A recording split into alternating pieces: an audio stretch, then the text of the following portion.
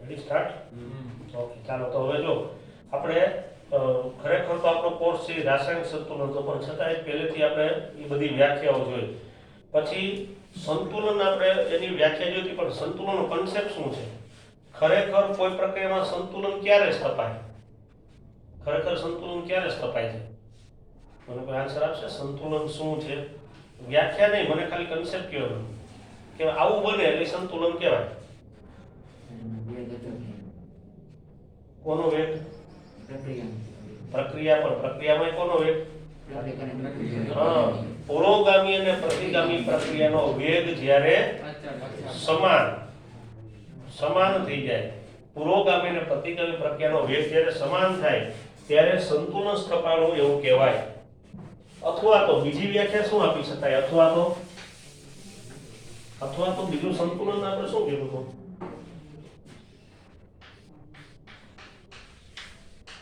સંતુલન, ઇક્વિલિબ્રિયમ.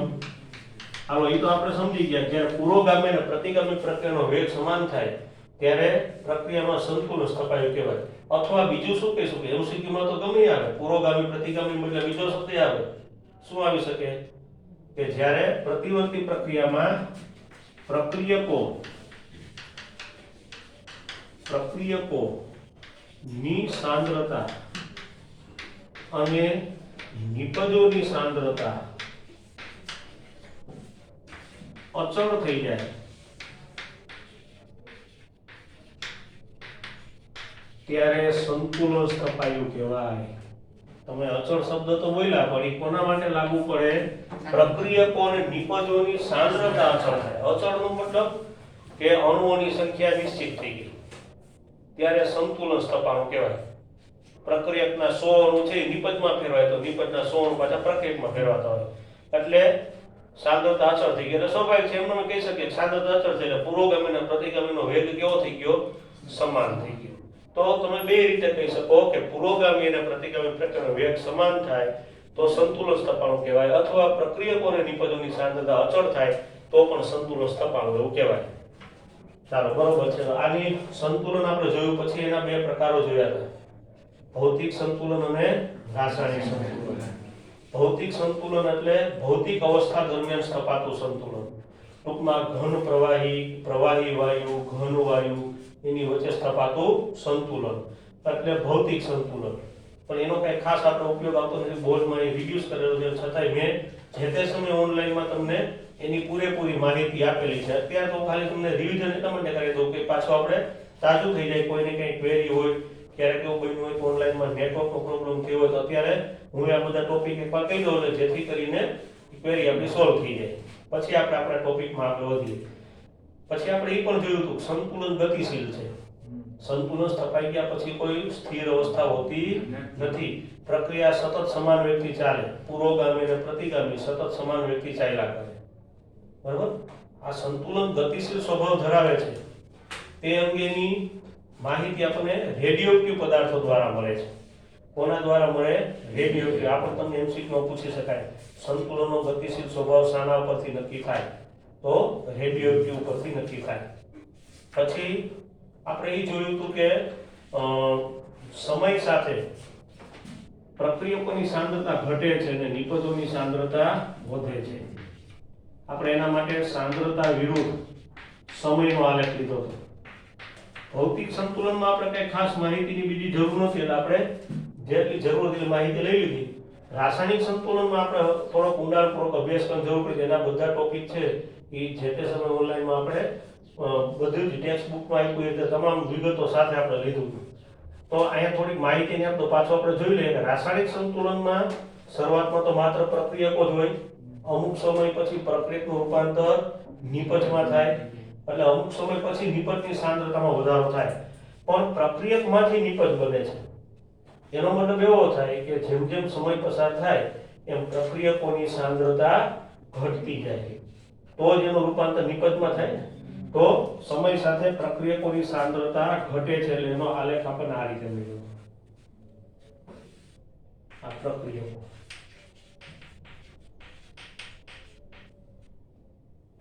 બરોબર. પછી નિપજની સાંદ્રતા ક્રમશઃ વધતી જાય. નિપજની સાંદ્રતા આ રીતે વધે છે. આવો આલેખ મેળવો, કારણ કે સમય સાથે પ્રક્રિયાની સાંદ્રતા ઘટે એટલી જ પાછી નિપજની સાંદ્રતા એના સમપ્રમાણમાં વધતી જાય. અને અહીંયા આગળ આપણે જોઈ શકીએ કે આલેખ આગળ જતા સીધી રેખામાં મળે છે. જો મળે છે ને, એનો મતલબ શું થાય? એનો મતલબ એવો થાય કે અહીંયા સંતુલન સ્થપાઈ ગયું. શા માટે? સીધી રેખા મળે મતલબ કે જો સાંદ્રતા અચળ થઈ ગઈ, સાંદ્રતા બદલાતી નથી. તો સાંદ્રતા અચળ થઈ એ અવસ્થાને જ આપણે સંતુલન અવસ્થા કહીએ છીએ. તો આ જે છે અહીંયા જે કાંઈ સમય આવે ટી સમય, એ ટી સમયે અહીંયા સંતુલન સ્થપાઈ ગયું છે. તો આ સંતુલન,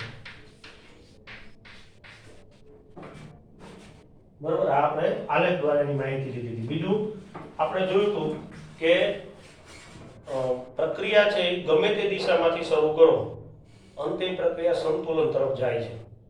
પુરોગામી પ્રક્રિયાથી પણ શરૂઆત કરી શકાય, પ્રતિગામીથી પણ શરૂઆત કરી શકાય. આલેખ દ્વારા જોયું હતું, બરોબર. એટલે પ્રક્રિયા છે એ ગમે તે દિશાથી શરૂ થાય, પુરોગામી અથવા પ્રતિગામી, અને અંતે સંતુલન સ્થપાય છે. ચાલો, એ આટલા પોઈન્ટ છે એ ગુજરાત બોર્ડે રિવ્યુઝ કરેલા છે એ હતા, એની આપણે માહિતી લઈ લીધી. હવે પછી આપણો 7.3 થી જે ટોપિક શરૂ થાય છે રાસાયણિક સંતુલનનો નિયમ, આપણે બધું સમજી લીધું છે, બધા ટોપિક ચાલી ગયા છે. પણ એમાં તમારે કઈ પ્રોબ્લેમ હોય તો મને કહેતા જજો. હું આજે ઉપર છેલ્લું રિવિઝન તો કરાવી દઉં છું બધું, જેથી કરીને બીજો કોઈ રાસાયણિક સંતુલનનો આપણા પ્રશ્ન ઉભો થાય નહીં, બરોબર. તમને એમ ન થાય કે ઓનલાઈનમાં મારે નેટવર્ક નહોતું અને મારે આ ટોપિક નથી થયો, એટલે હું મારી રીતે બધું કરાવું છું. તમને કઈ પ્રોબ્લેમ હોય તો મને કહેજો. રાસાયણિક સંતુલનના નિયમમાં જો શરૂઆતમાં આપણે શું આવ્યું હતું, જો હું પહેલેથી જ લઉં છું, પણ હવે હું બધા વાક્યો જે લખતો પૂરેપૂરી માહિતી એ નથી લખતો, સીધું તમને સમજાવી દઉં છું કે રાસાયણિક સંતુલન નિયમ કઈ રીતે આવ્યો. જો દાખલા તરીકે આપણે એમાં જોયું હતું કે A અને B પ્રક્રિયકો લેવામાં આવે અને નિપજો C અને D મળે. તો આ પ્રક્રિયા માટે સંતુલન અચળાંકનું સમીકરણ શું થાય તેની માહિતી આપણને ગુલબર્ગ અને વાગે આપેલી છે. A અને B શું છે? પ્રક્રિયકો. C અને D શું છે? નિપજો. બરોબર. તો આ પ્રક્રિયા માટે એને સૂત્ર આપ્યું તો સંતુલન અચળાંક એટલે KEQ આમ લખાય છે. EQ એટલે ઇક્વિલિબ્રિયમ. પણ અહીંયા સાંદ્રતા આપણે જો મોલ પ્રતિ લિટરમાં લઈએ તો KEQ ને બદલે આપણે KC લખીએ છીએ. શું લખીએ છીએ? KC. બરોબર. તો હવે KC નું સૂત્ર શું થશે? તો કે KC બરાબર આ નિપજની સાંદ્રતા, અંશમાં કોની સાંદ્રતા આવે? નિપજની સાંદ્રતાને આપણે આવા મોટા કૌંસ વડે દર્શાવીએ છીએ. આ મોલર સાંદ્રતા છે. મોલર સાંદ્રતા એટલે મોલ પ્રતિ લિટર જેને આપણે કહીએ છીએ, મોલારિટી પણ કહી શકાય, બરોબર. પણ એના આવા કૌંસ, આ કૌંસ દર્શાવવાનું રીત નક્કી છે, આ જ કૌંસ દર્શાવવાનું. તમે સાંદ્રતાને પછી આવા કૌંસ વડે દર્શાવી ન શકો, બરોબર. આ ધ્યાન રાખવાનું, બરોબર. આ નિશ્ચિત થયેલી સંજ્ઞા છે. એવી રીતે પ્રક્રિયકો A અને B આની સાંદ્રતા, તો અંશમાં કોની સાંદ્રતા આવે છે? નિપજોની સાંદ્રતા, અને છેદમાં પ્રક્રિયકોની સાંદ્રતા. નિપજોની સાંદ્રતા અને પ્રક્રિયકોની સાંદ્રતા, હવે આ સાંદ્રતા તો અચળ થઈ ગઈ છે સંતુલન સ્થપાનું, એટલે તો એનો ભાગાકાર કેવો આવે? અચળ જ આવે. એટલે આપણે કોઈ અચળાંક લેવો જોઈએ, એટલે આપણે સંતુલન અચળાંક K લીધો. આપણે એને કયા નામથી ઓળખીએ છીએ? સંતુલન અચળાંક K. પણ C શા માટે લીધું? કારણ કે સાંદ્રતા મોલ પ્રતિ લિટરમાં છે, એટલે સંતુલન અચળાંક K અથવા KEQ લખવાનું, એટલે આપણે શું લખીએ છીએ? KC. આ આપણને સમીકરણ મળ્યું, બરોબર. પણ આ તો એકદમ સરળ સમીકરણ છે, કારણ કે બધાયમાં એક એક મોલ છે. જો છે ને, સરળ સમીકરણ છે. તો આપણે તત્વયુગ્મિતિ સાથે અથવા મોલ સાથે લઈએ તો સમીકરણ શું બને? તો કે આપણે હવે પછીની એક પ્રક્રિયા ધારી લીધી, કોઈ એક પ્રતિવર્તી પ્રક્રિયા.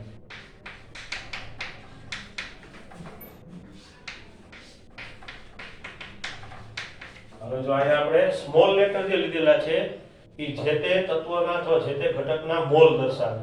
સ્મોલ a એ પ્રક્રિયક A ના મોલ છે, સ્મોલ b પ્રક્રિયક B ના મોલ છે, પછી નિપજ C એ સ્મોલ c નિપજ C ના મોલ છે, અને સ્મોલ d નિપજ D ના મોલ. આપણે ત્યાં શબ્દોમાં લખ્યું હતું અનુક્રમ એમ કરીને. હવે હું ડાયરેક્ટ લખી નાખું. હવે જો આ પ્રક્રિયા બે ભાગમાં થાય, પુરોગામી અને ગતિગામી. હવે પહેલા આપણે પુરોગામી પ્રક્રિયાનો વેગ નક્કી કરવો છે, તો એના માટે પહેલા આપણે એક નિયમ લીધો હતો, સક્રિય જથ્થાનો નિયમ.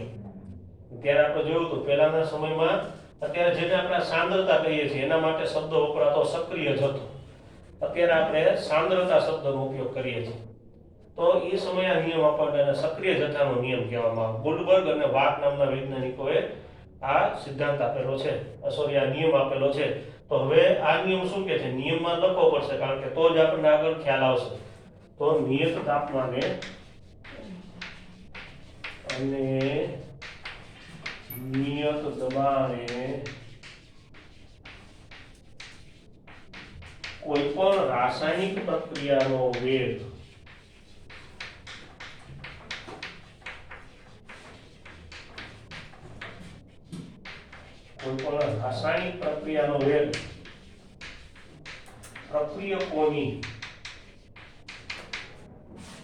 પ્રક્રિયકોની મોલર સાંદ્રતા ના ઘાતાંક સાથેના ગુણાકારના સમપ્રમાણમાં હોય છે. ગુણાકારના સમપ્રમાણમાં હોય છે. જો આનો અર્થ શું થાય કે કોઈ પણ રાસાયણિક પ્રક્રિયા હોય તો એનો વેગ શેના ઉપર આધાર રાખે છે, પ્રક્રિયકોની મોલર સાંદ્રતાના ઘાતાંક સાથેના ગુણાકારના સમપ્રમાણમાં હોય. હમણાં આપણે આ પ્રક્રિયા માટે આ નિયમ લાગુ પાડીએ એટલે તમને આપમેળાનો ખ્યાલ આવી જશે. જો આપણે જોઈ લઈએ,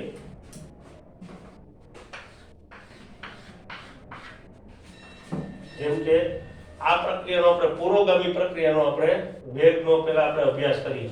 તો મને કયો છે કે આ પ્રક્રિયા છે એમાં પુરોગામી પ્રક્રિયા જે છે એના પ્રક્રિયકો કોણ છે? એના પ્રક્રિયકો પુરોગામી પ્રક્રિયા માટે A અને B થશે, A અને B. તો હવે આ નિયમ જો લાગુ પાડીએ તો પુરોગામી પ્રક્રિયાનો વેગ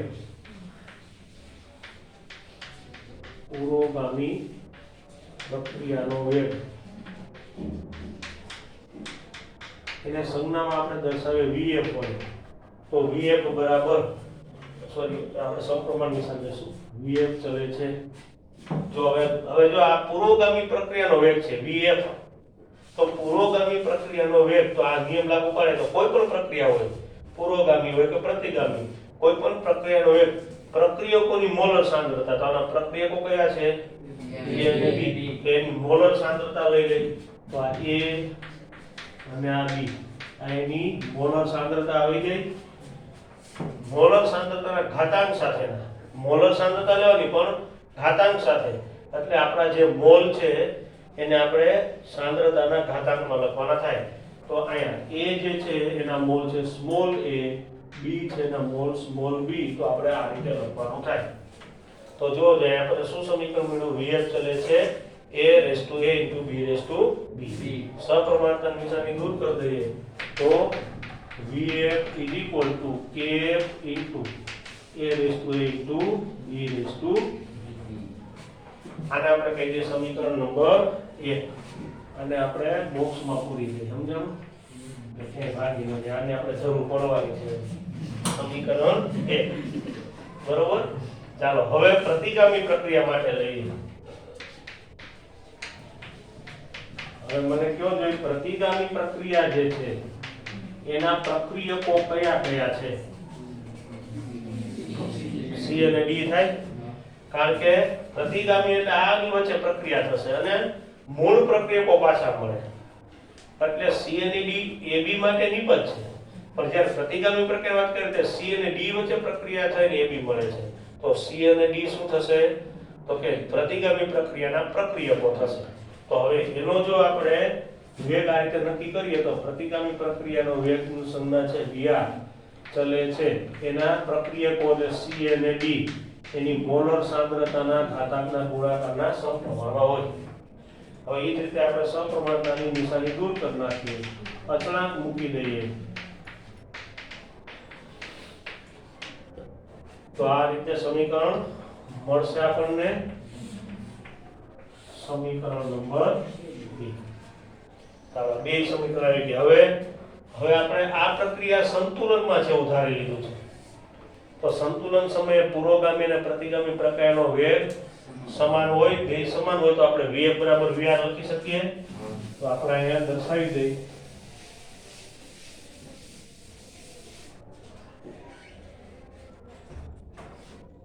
પરંતુ સંતુલન સમયે vf vr, કારણ કે પુરોગામી અને પ્રતિગામી પ્રક્રિયાનો વેગ સમાન હોય સંતુલન સમયે. સમીકરણ 1 અને 2 ની એક કિંમત મૂકી દઈ તો k એને ગુણ્યા a અને b ની મોલર સાંદ્રતાનો ગુણાકાર બરાબર kr એને ગુણ્યા a ની સાંદ્રતા ઘાતાંક સાથે અને b ની મોલર ઘાતાંક સાથે આપણે અહીંયા દર્શાવી દઈએ. તો આ રીતે મળશે. ત્યાં શું લખાઈ ગયું? અહીં c ને d. ચાલો હવે આપણે શું કરશું તો કે એક તરફ અચળાંકો લઈ લઈએ, એક તરફ શું કહેવાય અચળાંક, એક તરફ આપણે નિપજો કે પ્રક્રિયકોની સાંદ્રતા લઈ લઈએ. તો આ kr નો આ છેદમાં આવતો તો ab ક્યાં જશે? છેદમાં જાય.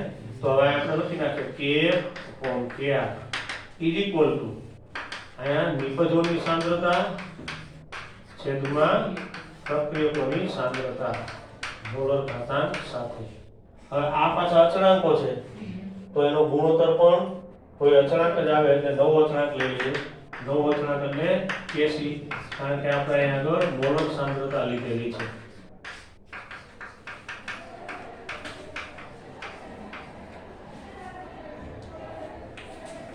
આ આપણું સંતુલન અચળાંકનું સૂત્ર આવ્યું જે રાસાયણિક સંતુલન નિયમ દર્શાવે છે. એટલે કે એમાં એવું રાસાયણિક સંતુલન નિયમ એટલે આપણે એવું કહી શકીએ કે કોઈ પણ સંતુલનમાં રહેલી જે પ્રક્રિયા છે તેના માટે નિપજોની સાંદ્રતા અને પ્રક્રિયકોની સાંદ્રતાનો ગુણોત્તર એ કોઈ અચળાંક દર્શાવે છે જેને સંતુલન અચળાંક કહેવાય.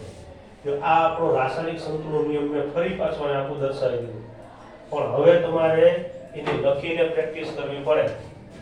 ખાલી આ બુક લીધી અને વાંચી નાખ્યું તો એમ ન ચાલે, બરોબર? આપણે પેન અટકે નહીં એવું જ્યારે લખી શકીએ ત્યારે જ માનવાનું કે ના આ પ્રશ્ન મને સારી રીતે આવડે છે. એટલે તમારે લખીને પ્રેક્ટિસ કરો. આજે જે ચાલે બધું આજથી જ શરૂઆત થઈ. આપણે આ ચેપ્ટર નિયમ માનીને આજથી તમે લખવા માંડો. ભલે તમે ત્યારે લખ્યું હશે, હું નથી કહેતો તમે નહીં લખ્યું હોય, પણ ફરી પાછું આજથી તમે લખવાની શરૂઆત કરી દો. આ નિયમ જે આપણે લીધો જેટલું ચાલે એટલું તો તમે એ બધું લખીને પણ પ્રેક્ટિસ કરી નાખજો, જેથી કરીને હવેના લેક્ચરે હમણાં આપણે લગભગ હું માનું છું ત્યાં સુધીમાં થિયરી તો બધી ચાલી એટલું આજે સરભર થઈ જશે, નહીં વાંધો આવે. એટલે પછી આવતા લેક્ચરથી તો આપણું ચેપ્ટર આગળ વધશે. તો તમારે દરરોજ પ્રેક્ટિસ કરવાની જ છે. એટલે આજે તમે જે કાંઈ આ બાકી રહ્યું છે એ બધું આપણે સાથે સોલ્વ કરી નાખવાનું, બરાબર? આજનો દિવસ છે, કાલનો દિવસ છે, પછી આપણી પાસે હજી ઘણા 4-5 દિવસનો ગેપ આવશે. મારો લેક્ચર ગુરુવારે આવે તો ત્યાં સુધીમાં તમે આ બધું જેટલું ચાલ્યું લખીને પણ પ્રેક્ટિસ વ્યવસ્થિત કરી નાખો, બરાબર? ચાલો આના પછી આપણે એવું હતું પુરોગામી અને પ્રતિગામી પ્રક્રિયાના જે સંતુલન અચળાંક છે એના વચ્ચેના સંબંધ આવ્યા હતા. 3 પ્રકારના સંબંધ લીધા છે. એના વિડિયો લેક્ચરે મૂકેલા છે, બરાબર? પણ એ અમુક વિદ્યાર્થીઓ જોયા, અમુક ક્યારેક ન પણ જોયા એવું બને. અમુકે તો લિંકે નહીં ખોલ્યું હોય. હા, કારણ કે વ્યૂ ઓછા બતાવે છે. એટલે ઘણાને ચાલી ગયું કે ભાઈ ટોપિક આપણે નથી જોવો, એ જુદી વાત છે. પણ કોયડાઓ મેં મોકલા છે એ તો આપણે અમુક ક્લાસમાં નથી ચાલ્યા નેટવર્ક પ્રોબ્લેમના કારણે, તો એને તો જોવા પડે ને. હું અહીંયા જ્યાંથી આપણે એટલું હતું ત્યાંથી કોયડા ત્યાંથી જ ચાલુ કરીશ. દાખલાઓ હવે હું પાછા રિપીટ નહીં કરું, કારણ કે એ તો આપણને ઓલરેડી લખીને તૈયાર છે અને સમજી શકાય. તમને ન આવડતું કરાવડાવીશ એવું નથી, પણ આ થિયરી હોય પહેલે જ લેતો જાવ એટલે કાંઈ પણ ક્વેરી હોય આપણી સોલ્વ થઈ જાય. એટલે હું બધાય ટોપિક પાછા અહીંયા હું દર્શાવું છું, તમે જોજો. હવે આપણે જોઈ લઈએ પુરોગામી અને પ્રતિગામી પ્રક્રિયા માટે સંતુલન અચળાંક વચ્ચેના સંબંધ. 3 પ્રકારના સંબંધ આવ્યા હતા. એમાં પહેલું પુરોગામી અને પ્રતિગામી પ્રક્રિયા છે એના સંતુલન અચળાંક વચ્ચેનો સંબંધ, અથવા તો સાબિત કરો કે k∆c = 1/kc. પુરોગામી અને પ્રતિગામી પ્રક્રિયાના સંતુલન અચળાંક વચ્ચેનો સંબંધ.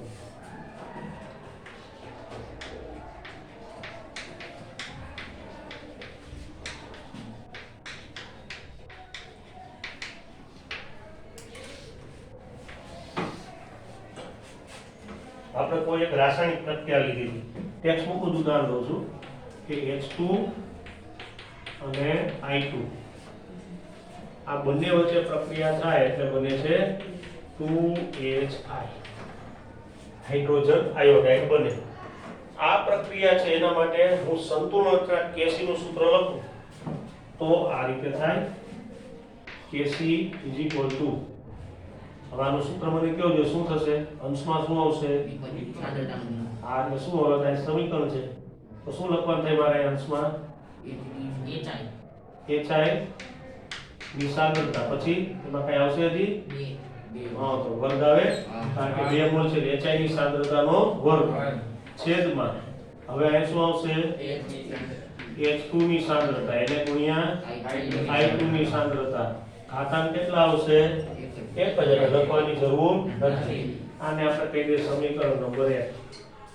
પણ આયા મેં આ સમીકરણ આ જે સૂત્ર લખ્યું છે એ પુરોગામી પ્રક્રિયા માટેનું લખેલું છે ને, કારણ કે પુરોગામી પ્રક્રિયા માટે આ પ્રક્રિયકો છે, આ નિપજ છે.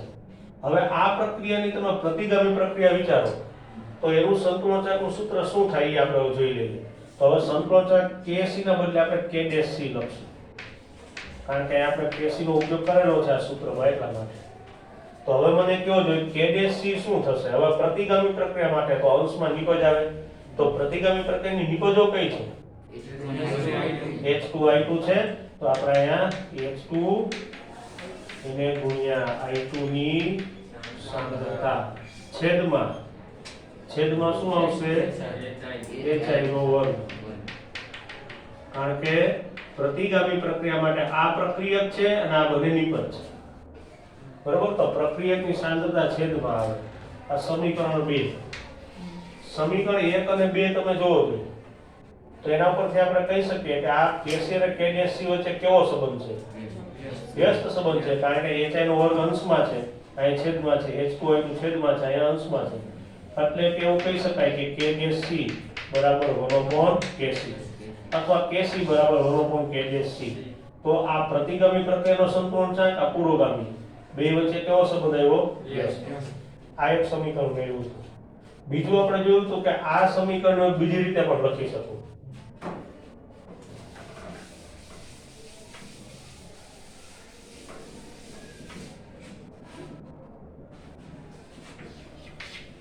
આ રીતે પણ લખી શકાય 1/2 H2 plus 1/2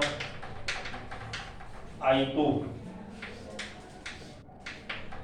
અને અહીંયા આગળ દેખાય જો આ પ્રક્રિયાને આ રીતે સંતુલિત કરી શકાય કે નહીં કરી શકાય કારણ કે H2O ના બદલે 2 ના અડધા એટલે 1 હાઇડ્રોજન, તો અહીંયા 1 હાઇડ્રોજન છે, પછી I2 ના અડધા અહીંયા 1/2 લખ્યું છે એટલે કે 2 ના અડધા એટલે 1 એટલે કે I પર 1 છે તો આ પ્રક્રિયા સંતુલિત જ છે. તો હવે આ પ્રક્રિયા છે એ પ્રક્રિયા માટેનો સંતુલન અચળાંક શું થાય આપણે એને હવે જો આ અલગ પ્રશ્ન છે, આ અલગ પ્રશ્ન છે, પણ આ પ્રક્રિયા છે એમાં સમીકરણ નંબર 1 ની આપણે આની સાથે સરખામણી કરીને સંબંધ ધારવાનો આ તો આવશે.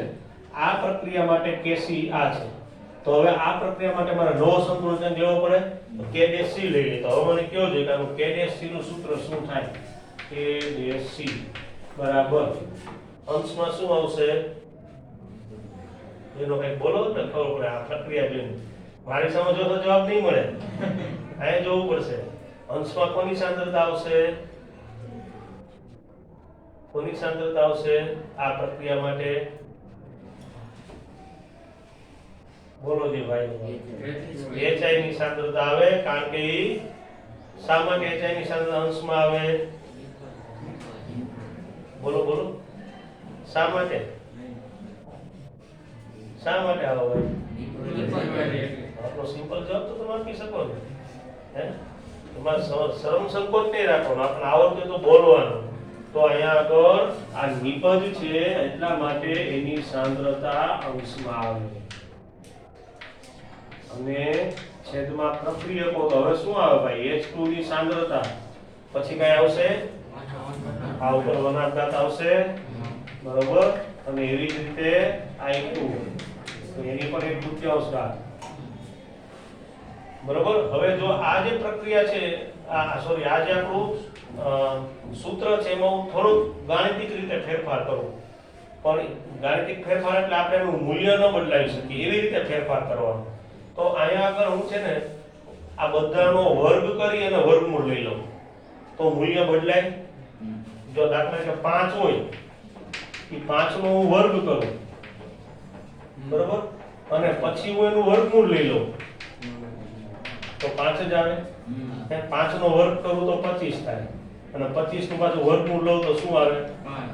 એવું જ અહીં કરવાનું. આપણે આ બધાનો વર્ગ કરી અને વર્ગમૂળ લઈ લેવો. પહેલા બધાનો વર્ગ કરી નાખું, hi ઓકે એનો વર્ગ, પછી છેદમાં h2 એનો વર્ગ મેં કરી નાખ્યો, 1/2 તો છે જ એટલે હું પાછો લખી નાખું, બરોબર. પછી i2 નો વર્ગ અને આ 1/2 હતું એ લખી નાખ્યું.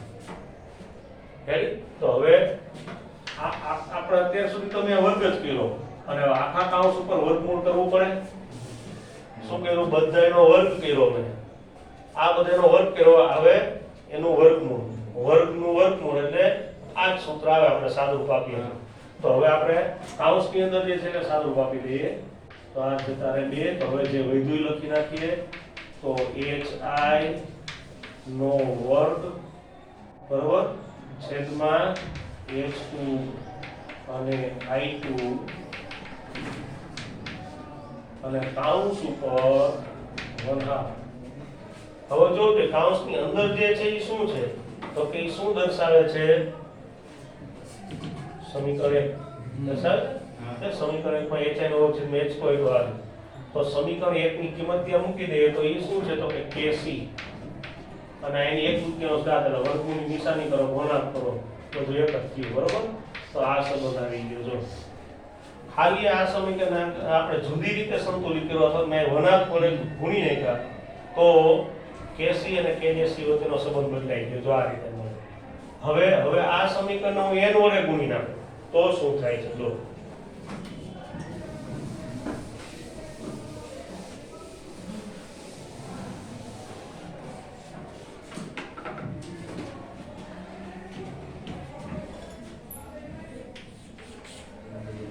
આ સમીકરણ હું n વડે ગુણું તો n h2 plus n i2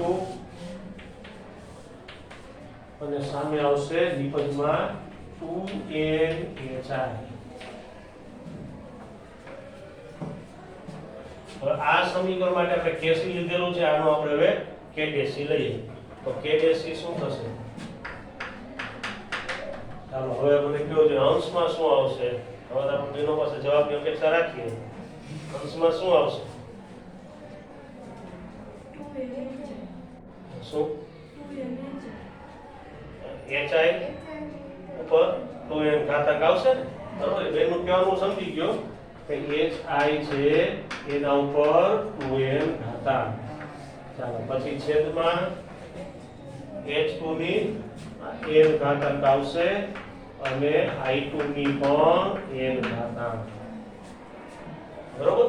તો આ એનું સૂત્ર થયું. હવે જો n ઘાતાંક છે દરેક સાંદ્રતા જે છે એનો n ઘાતાંક છે તો n ઘાતાંક કોમન કાઢી શકીએ આપણે. તો આ રીતે લખી શકાય કે hi છેદમાં h2 ગુણ્યા i2, બરોબર. અને અહીંયા મારા વર્ગ લખવા થઈ ગયો.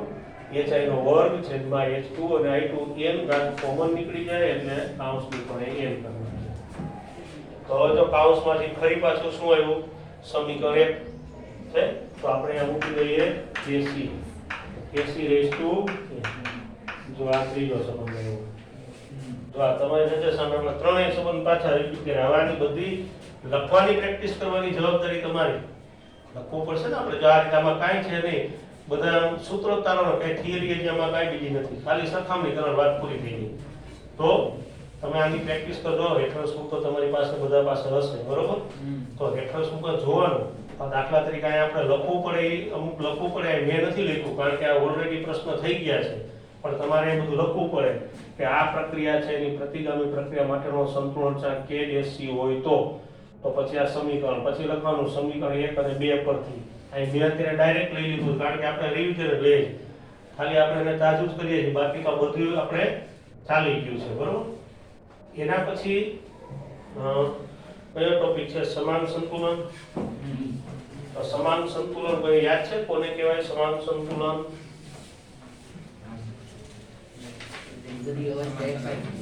કોની અવસ્થા? ઘન પ્રવાહી વાયુની નહીં, એ તો અવસ્થા કોઈ દી સરખી ન થાય, એ તો જુદી જુદી છે ને. સમાન સંતુલન કોને કહેવાય? સમાન સંતુલન શું છે? પ્રક્રિયાની જે અવસ્થા છે એ બધી એક જ અવસ્થામાં આવી છે, પ્રક્રિયા અને નિપજ. હવે તારો કહેવાનો સમજી બરોબર. કોઈ રાસાયણિક પ્રક્રિયા જો સંતુલનમાં હોય અને પ્રક્રિયકો અને નિપજો બધાની કલા એક જ હોય તો તેને સમાન સંતુલન કહેવાય. એટલે તમારે એ સમાન સંતુલન ને પછી એનું તમારે MCQ જોવાના, કારણ કે તમારી પ્રક્રિયાને ઓળખતા શીખવાનું છે.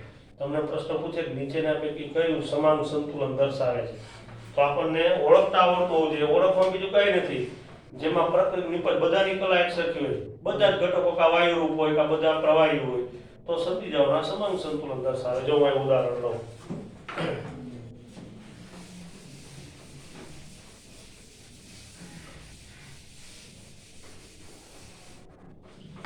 સમાંગ સંતુલન એટલે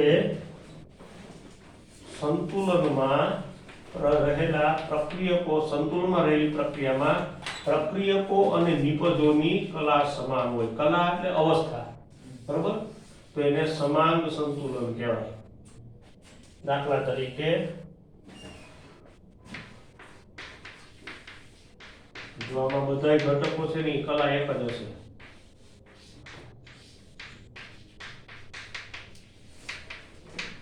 તો પ્રક્રિયક છે વાયુ સ્વરૂપે અને નિપજો પણ વાયુ સ્વરૂપે છે, તો આ પ્રક્રિયામાં સંતુલન સ્થપાય તો એ સંતુલન સમાન સંતુલન કહેવાય. બસ તમને MCQ માં આપ્યું હોય કે સમાન નીચેનામાંથી કોણ સમાન સંતુલન દર્શાવે છે, તો તમારે જોઈ લેવાનું બધા વાયુ સ્વરૂપ છે તો આ સમાન સંતુલનનું ઉદાહરણ થાય. હજી ઉદાહરણ લઈ લઈએ આપણે.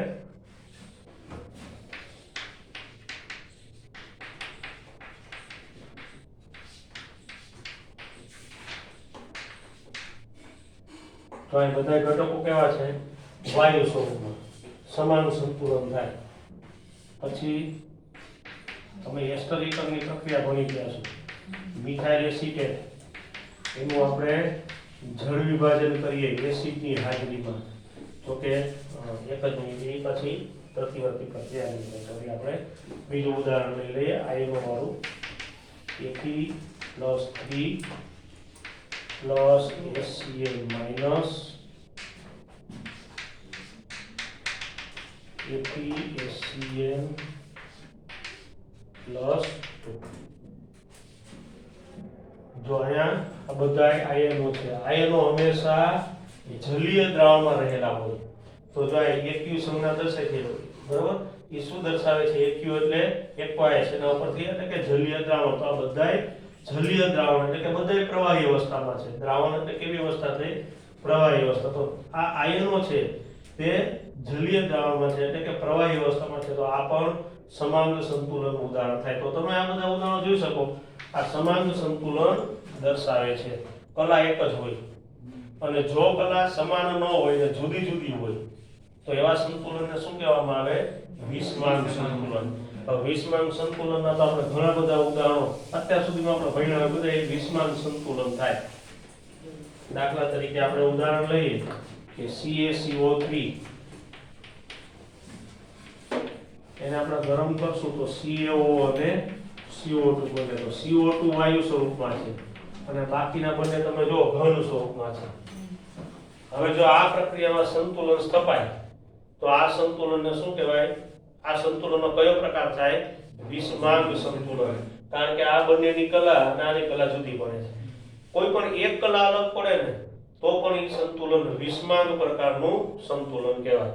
તો આ વિષમાંક સંતુલન છે. હજી આપણે જોઈ લઈએ.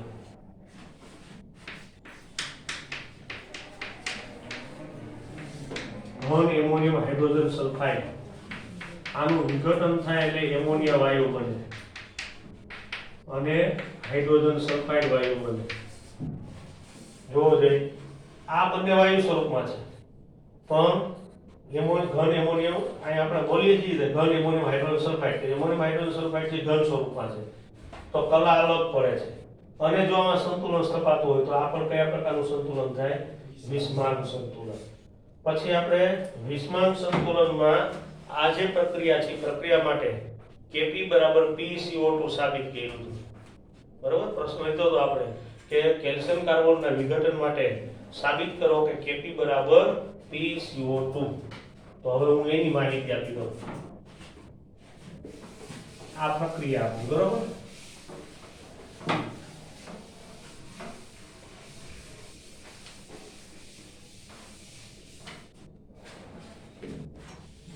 હવે આ પ્રક્રિયા જે છે એના માટે આપણે પહેલા સંતુલન અચળાંકનું સમીકરણ દર્શાવીએ.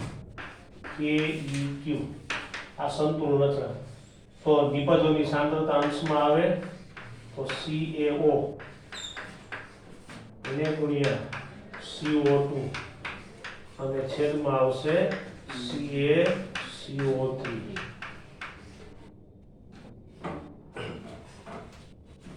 હવે આપણે જે તે સમયે ત્યારે વાત થઈ હતી, યાદ કરો કે આપણે ઘન પદાર્થની સાંદ્રતા અચળ સ્વીકારી હતી. શા માટે? કોઈ કહી શકશે શા માટેની સાંદ્રતા અચળ સ્વીકારી? એવું તો શું કારણ છે કે આપણે એની સાંદ્રતા અચળ સ્વીકારીએ છીએ? કારણ કે ઘન પદાર્થ છે તેની સાંદ્રતા તેની ઘનતા ઉપરથી નક્કી થાય. શેના ઉપરથી નક્કી થાય? ઘનતા. અને ઘનતા હંમેશા કેવી હોય? અચળ. એટલે આપણે જેટલા ઘન પદાર્થો આવે સમીકરણમાં એની સાંદ્રતા અચળ સ્વીકાર લેવાની. જેટલા ઘન પદાર્થો આવે એની સાંદ્રતા અચળ સ્વીકાર લેવાની. તો જો આ ઘન પદાર્થ છે, આ ઘન પદાર્થ છે, તો આની સાંદ્રતા અચળ થઈ ગઈ, તો આપણે એને અચળાંક સાથે દર્શાવીએ. બધા અચળ મૂલ્યો ભેગા કરી દઈએ. તો હવે અહીંયા KEQ એને ગુણ્યા CaCO3 એના છેદમાં CaO બરાબર CO2. હવે આ બધા અચળ છે, તેના બદલે નવો અચળાંક લઈ શકાય. તો નવો અચળાંક કયો લેવો તો આના ઉપરથી નક્કી થાય. અથવા તમે Kc લખ્યું હોય તો કોઈ વાંધો નથી, બરોબર. હવે આ પદાર્થ કેવા સ્વરૂપમાં છે? CO2 એટલે વાયુ સ્વરૂપ છે. તો વાયુ પદાર્થ હોય એની સાંદ્રતા આપણે કયા એકમમાં માપીએ છીએ? વાયુ પદાર્થની સાંદ્રતા શેમાં લેવાય? આંશિક દબાણમાં જ લેવાય ને. વાયુ પદાર્થને શું હોય? આંશિક દબાણ હોય. તો આની સાંદ્રતા જો આપણે આંશિક દબાણમાં લઈએ તો પછી સંતુલન અચળાંક આપણે Kc ના બદલે Kp મૂકવો જોઈએ. સંતુલન અચળાંક આવશે Kp. અને અહીંયા આપણે કાર્બન ડાયોક્સાઇડની સાંદ્રતા આંશિક દબાણમાં લઈએ તો આવે PCO2. તો આ સાબિત થઈ ગયું સૂત્ર Kp બરાબર PCO2. તો આ સૂત્ર આપણે જોયું. હવે ભૂલાવું ન જોઈએ. હવે યાદ રાખવાનું, ઘન પદાર્થની સાંદ્રતા અચળ સ્વીકારવામાં આવી છે. જ્યાં ઘન પદાર્થ જો હોય એને તમારે સંતુલન અચળાંક સાથે દર્શાવી દેવાનું. અથવા બીજું એક તમારે યાદ રાખવાનું છે કે વાયુરૂપ પદાર્થ છે એની સાંદ્રતા આંશિક દબાણમાં જો લઈએ તો પછી અહીંયા આપણે સંતુલન અચળાંક Kp મૂકવો જોઈએ. જો સાંદ્રતા વાયુરૂપ હોય તો સંતુલન અચળાંક Kp લેવાય છે. મોલ પ્રતિ લિટર હોય તો સાંદ્રતા Kc માં લેવાય. આ યાદ રાખજો. સંતુલન અચળાંક Kc તરીકે લેવામાં આવે છે. આ યાદ રાખવાનું છે તમારે. હવે આવું મેં એક સમીકરણ બીજું ત્યારે ઘન એમોનિયમ હાઇડ્રોજન સલ્ફાઇડ ઉપરથી મેળવ્યું. Kp બરાબર P²/4. એ મેં બોર્ડ પર આપણે ઓનલાઈન લેક્ચરમાં સાબિત કર્યું હતું. અને તમને એક બીજું સમીકરણ મેં પ્રેક્ટિસ માટે આપ્યું હતું. કોઈને મળ્યું એનું કેટલું મૂલ્ય કેટલું આવે છે? મને તો યાદ છે. ઘન એમોનિયમ કાર્બોનેટ ઘન એમોનિયમ કાર્બોનેટ એની પ્રક્રિયા મેં તમને લખીને આપી હતી. કેપીનું સૂત્ર મેળવું, કેટલું કેપીનું મૂલ્ય આવે છે આનું જેમ આવ્યું તે. પછી ઘન એમોનિયમ હાઇડ્રોજન સલ્ફાઇડમાં કેપી બરાબર p²/4 આવ્યું હતું. કેપી બરાબર p²/4 આવું આવ્યું હતું.